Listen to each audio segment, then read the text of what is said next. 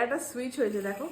আর বহু দিন বাদে কিন্তু বাড়িতে আমি মানে মিষ্টি খাচ্ছি কিনে এনে, সেটা হচ্ছে কালাকাঁদ।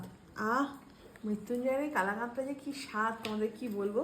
আর একটা মৃত্যুঞ্জয় তো রাধাবল্লভী শেষই হয়ে গেছে, অন্য জায়গায় আবার নিল। অন্য জায়গা থেকে নিয়ে না, কুনা বলছে আজকে খাবোই রাধাবল্লভী। তাও একটা আমরা মৃত্যুঞ্জয় ঢুকেছি, আমাদের এই পরিবারের একজনের সঙ্গে দেখা হয়েছে। কুনা বলছে আমাদের একটু মিষ্টি মিষ্টি খাওয়াও। ছি ছি ছি, কি নির্লজ্জ। আর সে না কিনে দিয়ে গেল জানো, এত অসভ্য। আমি একটু নির্লজ্জ, কিছু করার নেই। তোর আর সাথে যারা আমাদের দেখছো রাস্তাটা তারা মিলে গেল। কিন্তু আমার থেকে বাঁচকে রাইও, যেদিন দেখা হবে কিন্তু সবই খেয়ে নেবো। এবার আরো হেড কমেন্টস ঢুকলো বলে যে হ্যাঁ এই ছেলেটা নির্লজ্জ। কোনো অসুবিধা নেই। আর পেছনে ওটা কিন্তু আমাদের ব্যাকগ্রাউন্ড না, ওটা একটা শাড়ি।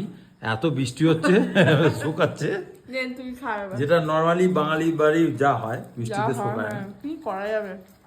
হ্যাঁ, 5টাই নিয়েছি বলো, বেশি নিইনি। 5টাই তো 50 টাকা। দারুণ দারুণ দারুণ।